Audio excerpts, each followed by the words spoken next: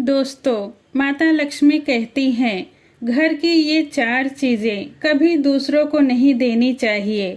आज हम आपको माँ लक्ष्मी की एक प्राचीन कथा सुनाने जा रहे हैं। इस कथा के माध्यम से आपको पता चलेगा कि एक स्त्री को अपने घर की कौन सी चीजें दूसरों को नहीं देनी चाहिए। जो भी स्त्री ये चीजें दूसरों को दे देती है, माँ लक्ष्मी उसके घर को छोड़कर चली जाती हैं। इसीलिए दोस्तों, आप इस कथा को पूरा जरूर सुने, क्योंकि आधा अधूरा ज्ञान घातक होता है। जो भी इस कथा को पूरा सुनता है, माँ लक्ष्मी उसकी झोली खुशियों से भर देती हैं। तो चलिए बिना देर किए आपको ये प्राचीन कथा सुनाते हैं। दोस्तों, पूर्व काल की बात है। मध्य देश में एक अत्यंत शोभायमान नगरी थी। उस नगरी में एक सुकन्या नाम की स्त्री अपने पति और सास ससुर के साथ निवास करती थी। सुकन्या एक पतिव्रता नारी थी, जो सत्य कर्म का पालन करने में तत्पर और गृह कार्य में दक्ष थी। सुकन्या का स्वभाव अत्यंत दयालु था। वो सदैव दूसरों की सहायता किया करती थी। सुकन्या का पति संजय एक वैश्य था।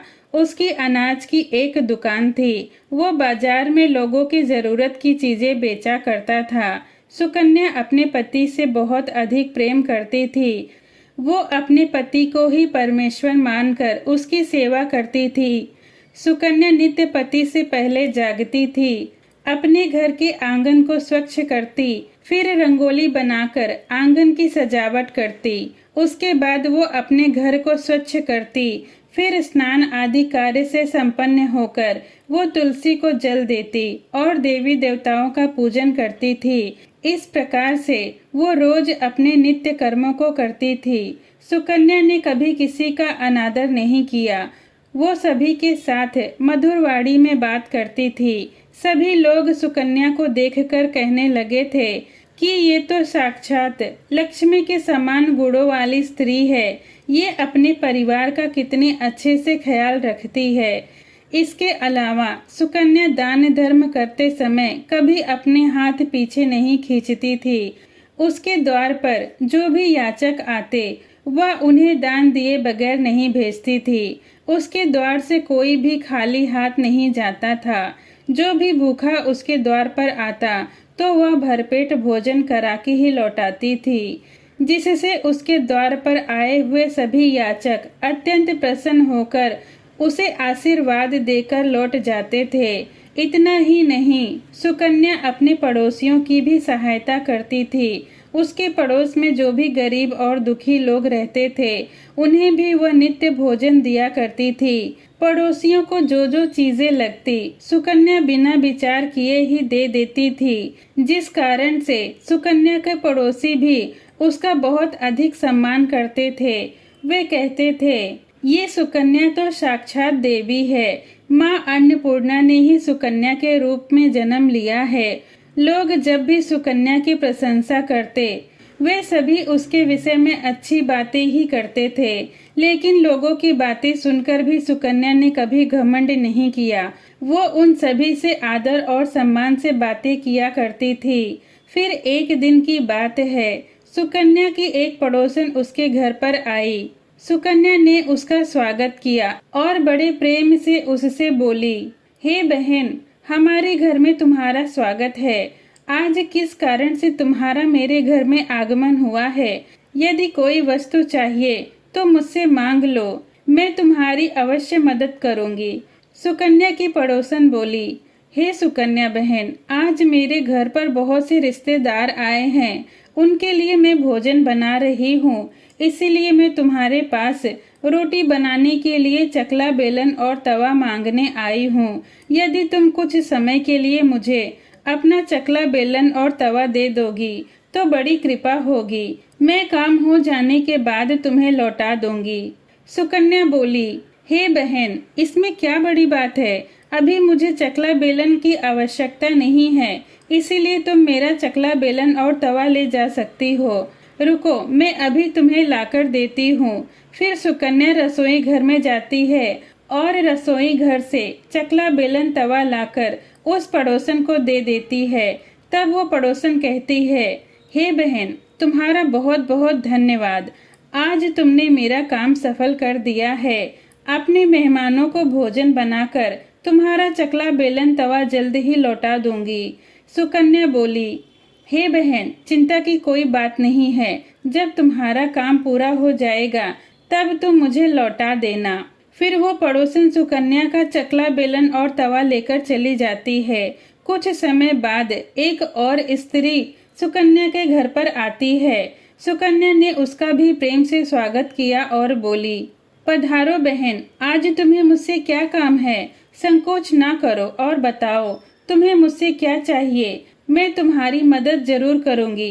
तब वो स्त्री बोली, हे बहन, मेरे घर में बहुत गंदगी हो गई है और मेरे घर को साफ करने के लिए मेरे पास कुछ भी नहीं है।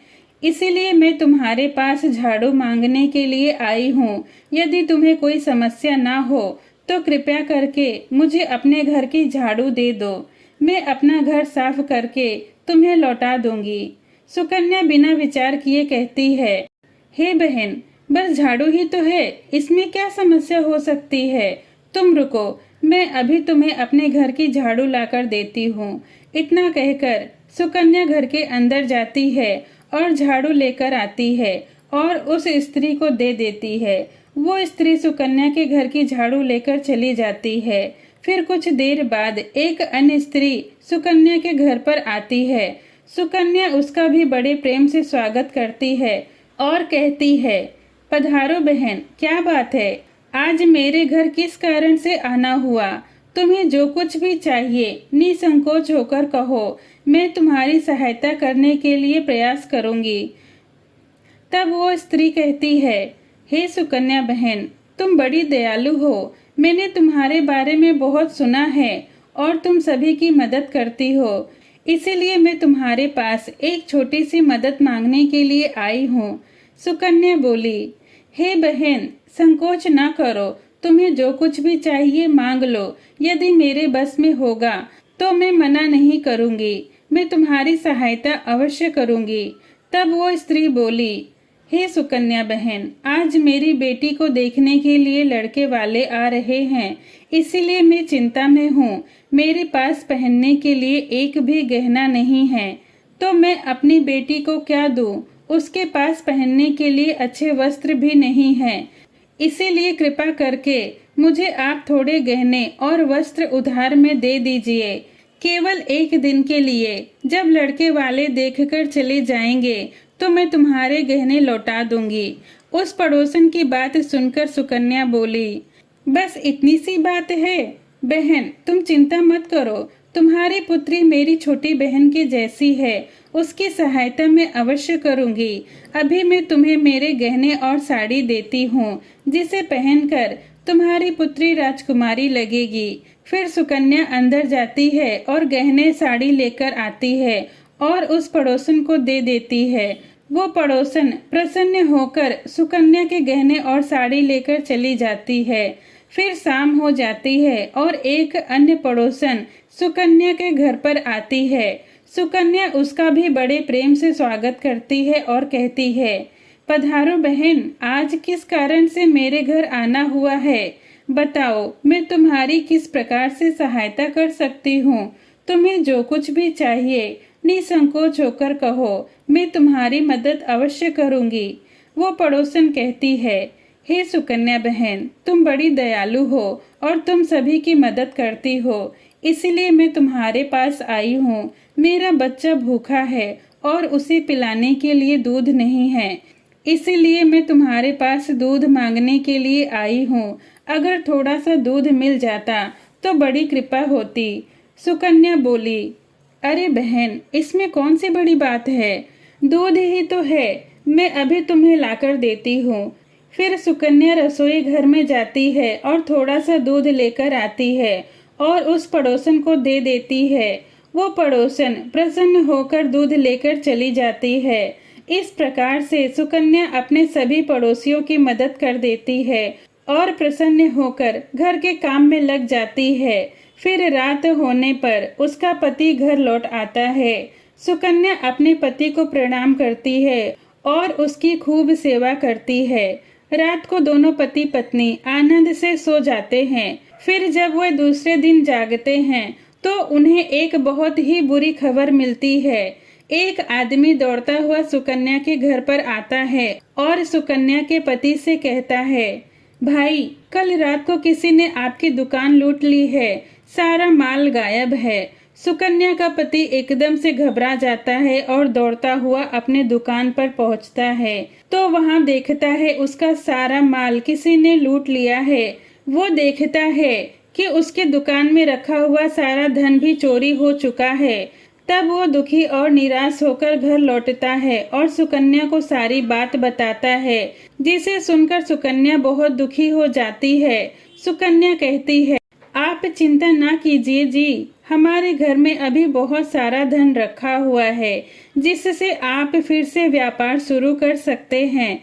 फिर सुकन्या अपने घर की तिजोरी में देखती है तो वो भी पूरी तरह से खाली दिखाई देती है। उसके अंदर का भी सारा धन अब चोरी हो चुका था। ये देखकर सुकन्या बहुत दुखी हो जाती है। उसे समझ में नहीं आता कि ये कैसे हुआ। सुकन्या का पति अब उस पर क्रोधित हो जाता है और पूछता है, सुकन्या सच सच बताओ, हमारे घर के अंदर रखा हुआ सारा पैसा कहाँ गया? सुकन्या कहती है, हे स्वामी, मैं घर पर ही थी, सारा धन तिजोरी में ही था। किसने इसे चुरा लिया पता नहीं। कृपया आप शांत हो जाइए, हम कोई न कोई उपाय जरूर ढूंढ लेंगे। सुकन्या का पति कहता है, ये जो तुम दूसरे लोगों को घर पर बुलाकर खिलाती हो, अनजान लोगों को घर में बुलाती हो, उसी का ही फल है। उन्हीं में से ही किसी ने हमारे घर का सारा पैसा चुरा लिया है। क्रोध में आकर सुकन्या का पति उसे भला बुरा कहता है। सुकन्या की सास भी उससे बहुत क्रोधित होती है और कहती है, तुम ही इन पड़ोसियों को घर की चीजें देती रहती हो, बिना सोचे किसी की भी मदद कर देती हो। उन्हीं में से ही किसी ने सारा पैसा चुरा लिया है। घर के सभी लोग सुकन्या को भला बुरा कहने लगे। फिर सुकन्या अपने पति को दिलासा देते हुए कहती है, हे नाथ, मैंने मेरे कुछ गहने हमारी पड़ोसन को दिए हैं, मैं उनके पास से गहने लेकर वापस आती हूँ। फिर सुकन्या उस गरीब पड़ोसन के घर पर जाती है तो देखती है उसके घर पर कोई नहीं था। वो स्त्री घर छोड़कर सुकन्या के गहने लेकर भाग गई है। सुकन्या निराश होकर घर लौट आती है और अपने पति को सारी बात बताती है। सुकन्या की बात सुनकर उसका पति आग बबूला हो जाता है और सुकन्या को भला बुरा कहने लगता है। सुकन्या का पति कहता है, सुकन्या तुम बड़ी मूर्ख हो, तुम्हारे ही कारण हमारा सारा धन वैभव चला गया है। तुम्हारे दान देने के कारण ही आज हमारे ऊपर मुसीबत आन पड़ी है। अब तुम इस घर में नहीं रह सकती, तुम अभी इसी क्षण इस घर को छोड़कर चली जाओ। सुकन्या बोली, हे नाथ, आपके सिवा मेरा इस दुनिया में कोई नहीं है, आपको छोड़कर मैं कहाँ जाऊंगी। सुकन्या का पति कहता है, तू कहीं पर भी जा, लेकिन अब तू इस घर में नहीं रह सकती। तेरे ही कारण मेरा सब कुछ बर्बाद हो गया है। तू इस घर में नहीं रहेगी। तू इस घर में रहेगी तो बचा कुचा सब नष्ट हो जाएगा। सुकन्या अपने पति से हाथ जोड़कर विनती करने लगती है, स्वामी ऐसा ना कीजिए, मैंने कोई अपराध नहीं किया है, आपके बगैर मैं जीवित नहीं रह सकती, मुझ दासी को आप घर से मत निकालिए। लेकिन सुकन्या का पति उसकी एक नहीं सुनता और उसे अपने घर से धक्के मारकर निकाल देता है और कहता है, अब तू इस घर से चली जा और लौटकर मत आना, चाहे किसी नदी में कूदकर अपनी जान दे देना, लेकिन अब तू इस घर में मेरे साथ नहीं रह सकती। फिर सुकन्या दुखी होकर रोते हुए अपने पति के घर को छोड़कर चली जाती है। चलते चलते सुकन्या माता लक्ष्मी के मंदिर में जाती है और माँ लक्ष्मी से प्रार्थना करते हुए कहती है, हे माँ, मैंने ऐसा कौन सा पाप किया है जो मेरी ऐसी दशा हुई है। हे माँ, मैं तो नित्य आपकी पूजा करती हूँ, फिर आपने मेरा घर क्यों छोड़ा? कृपया मुझे बताओ। माँ, मैंने ऐसा कौन सा अपराध किया जो आप मुझसे रूठ गई हो? फिर सुकन्या वहीं बैठकर सोचने लगती है, यदि मेरे पति मुझे नहीं स्वीकार करेंगे तो मैं जीवित रहकर क्या करूंगी? यदि मेरे ही कारण मेरे पति की दुर्दशा हुई है तो मुझे जीवित रहने का कोई अधिकार नहीं है। इतना सोचकर सुकन्या अपने प्राण देने के लिए नदी की तरफ चलने लगती है। नदी के पास जाकर सुकन्या माता लक्ष्मी से प्रार्थना करती है, हे माँ लक्ष्मी, अब मैं अपने प्राण देने जा रही हूँ। यदि मेरे द्वारा तुम्हारी पूजा में किसी प्रकार की कोई कमी आ गई हो तो मुझे माफ करो। मैं अपने पति के बगैर जीवित नहीं रह सकती, इसीलिए अब मैं इस नदी में कूदकर अपने प्राण दे दूंगी। इतना कहकर सुकन्या नदी में कूदने ही वाली होती है कि साक्षात माँ लक्ष्मी उस स्थान पर प्रकट हो जाती हैं। माँ लक्ष्मी सुकन्या से कहती हैं, रुक जाओ सुकन्या, रुको पुत्री, ये तुम क्या कर रही हो? सुकन्या आंखें खोलकर देखती है कि साक्षात माँ लक्ष्मी उसके सामने खड़ी हैं। माँ लक्ष्मी के दर्शन करके सुकन्या बहुत प्रसन्न हो जाती है और माँ को बारंबार नमस्कार करते हुए कहती है, हे माँ लक्ष्मी, मुझे क्षमा करो, मैं बहुत बड़ा पाप करने जा रही थी। फिर देवी लक्ष्मी कहती हैं, हे सुकन्या, मनुष्य को स्वयं अपने प्राण नहीं लेने चाहिए, ये महापाप है। ईश्वर ने जो शरीर प्रदान किया है उसे ऐसे नष्ट नहीं करना चाहिए। सुकन्या बोली, हे माँ, मैं विवश हूँ, मेरे पति ने मेरा त्याग किया है और स्त्री को अपने पति को छोड़कर नहीं रहना चाहिए। मैं अपने पति को छोड़कर जीवित नहीं रह सकती, इसी कारण से मैं अपने प्राण देने जा रही हूँ। देवी लक्ष्मी कहती हैं, हे सुकन्या, मैं सब कुछ जानती हूँ और ये भी जानती हूँ कि तुम्हारे पति ने तुम्हारा त्याग क्यों किया है। ये सब तुम्हारी ही भूल के कारण हुआ है। तुमने अनजाने में कुछ ऐसी चीजों का दान किया था जिस कारण से मुझे तुम्हारा घर छोड़कर जाना पड़ा। जो भी स्त्री अपने घर की इन चीजों को दूसरों को दे देती है उनके घर में मेरा वास नहीं होता है। मैं उन वस्तुओं के साथ ही उनके घर को छोड़कर चली जाती हूँ। तब सुकन्या कहती है, हे माँ, ऐसी वो कौन सी वस्तुएं हैं, कृपया आप मुझे बताइए। मैंने कौन सी वस्तुओं का दान किया जिस कारण से आपने मेरे घर का त्याग कर दिया है? देवी लक्ष्मी कहती हैं, अब तुम ध्यान से सुनो, मैं तुम्हें उन चीजों के बारे में बताती हूँ जो किसी भी स्त्री को दूसरों को नहीं देना चाहिए। इन चीजों का दान करने पर मैं उस घर को छोड़कर चली जाती हूँ। हे सुकन्या, सबसे पहली वस्तु है चकला, बेलन और तवा। किसी भी स्त्री को अपने घर का चकला, बेलन और तवा कभी दूसरों को नहीं देना चाहिए। रसोई घर में इन वस्तुओं का महत्व सबसे अधिक होता है। इन वस्तुओं की पवित्रता सदैव बनी रहनी चाहिए। इन्हीं वस्तुओं से भगवान विष्णु का प्रसाद बनाया जाता है और तवे पर बनी पहली रोटी गाय को खिलाई जाती है। इसीलिए इन वस्तुओं को हमेशा स्वच्छ और शुद्ध रखना चाहिए। दूसरों को देने पर ये अपवित्र हो जाती हैं और फिर इसका उपयोग करना अशुभ फल प्रदान करता है। इसीलिए सुकन्या, तुम्हें अपने रसोई घर के चकला, बेलन और तवा अपनी पड़ोसन को देकर पहली बड़ी भूल की है। आगे माँ लक्ष्मी कहती हैं, हे सुकन्या, अब तुम दूसरी वस्तु के विषय में सुनो। तुमने अपनी पड़ोसन को अपने घर में रखी हुई झाड़ू ही दे दी, जिस वस्तु में मेरा सदैव वास होता है, जो वस्तु मुझे सबसे अधिक प्रिय है, तुमने उसे ही दूसरे को दे दिया, तो फिर मैं तुम्हारे घर में कैसे ठहरती? सुकन्या, जो स्त्री अपने घर की झाड़ू दूसरों को दे देती है, मैं उसके घर को त्याग देती हूँ। झाड़ू से घर की स्वच्छता की जाती है और जहाँ पर स्वच्छता होती है मैं उसी स्थान पर वास करती हूँ। ध्यान में रखना सुकन्या, घर में झाड़ू हमेशा छिपा कर रखना चाहिए। झाड़ू पर बाहरी व्यक्ति की दृष्टि भी नहीं पड़नी चाहिए। झाड़ू एक अत्यंत पवित्र वस्तु है, इसे पैर नहीं लगाना चाहिए और इससे कभी भी विष्ठा आदि प्रकार की गंदगी साफ नहीं करनी चाहिए। माँ लक्ष्मी कहती हैं, हे सुकन्या, अब तुम तीसरी वस्तु के विषय में सुनो, जो एक स्त्री को कभी भी दूसरों को नहीं देनी चाहिए। वो वस्तु है आभूषण। एक स्त्री को अपने आभूषण कभी अन्य महिलाओं को नहीं देनी चाहिए। मैं सदैव ही आभूषणों में वास करती हूँ। स्त्री के 16 श्रृंगार में गहनों का बहुत अधिक महत्व होता है।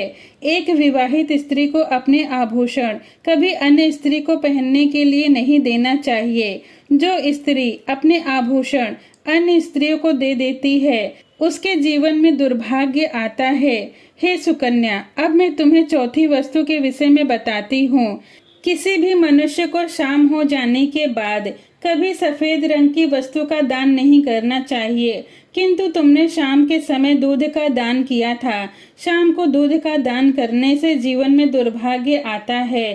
शाम को सफेद रंग की चीजें दान करने से मनुष्य के जीवन में अशुभ काल आता है। माँ लक्ष्मी कहती हैं, हे सुकन्या, अब मैंने तुम्हें इन सभी वस्तुओं के बारे में बता दिया है जिसका कभी दान नहीं करना चाहिए। वे वस्तुएं कभी दूसरों को उधार अथवा उपयोग के लिए नहीं देना चाहिए। सुकन्या कहती है, हे माँ लक्ष्मी, मुझसे बड़ी भारी भूल हो गई है। मैं इन बातों से अनजान थी। कृपया मुझे क्षमा करो और अब मुझे प्रायश्चित करने का उपाय बताओ। देवी लक्ष्मी कहती हैं, हे सुकन्या, तुमने प्रायश्चित तो पहले ही कर लिया है, इसलिए अब तुम अपने घर लौट जाओ। मैं तुम्हें तुम्हारा संपूर्ण वैभव और धन संपत्ति लौटा देती हूँ। इतना कहकर माँ लक्ष्मी उस स्थान से अंतर्ध्यान हो जाती हैं। फिर सुकन्या भी माँ लक्ष्मी का धन्यवाद करती है और उस स्थान से घर की तरफ आने लगती है। तभी उसका पति ढूंढते हुए उसी की तरफ आ रहा होता है। वह सुकन्या के पास आकर उससे क्षमा मांगता है और कहता है, हे सुकन्या, मुझे क्षमा करो। मैंने तुम्हें बहुत भला बुरा कहा। तुम तो साक्षात देवी के समान हो। माँ लक्ष्मी की कृपा से हमें अपना सारा धन वैभव वापस मिल गया है। जिन लोगों ने हमारा धन लूटा था उन सभी ने हमारा धन हमें लौटा दिया और तुम्हारा नाम लेते हुए क्षमा मांग ली है। ये सुनकर सुकन्या बहुत प्रसन्न होती है और अपने पति के साथ घर लौट जाती है। माँ लक्ष्मी की कृपा से सुकन्या के घर में फिर से सुख समृद्धि आ जाती है और उसके बाद से सुकन्या ने अपने घर की ये 4 चीजें कभी दूसरों को नहीं दी। तो दोस्तों, उम्मीद है आपको ये कहानी पसंद आई होगी। वीडियो को लाइक जरूर करें और कमेंट में जय माँ लक्ष्मी जरूर लिखें। साथ ही चैनल को सब्सक्राइब करें। आप सभी का धन्यवाद।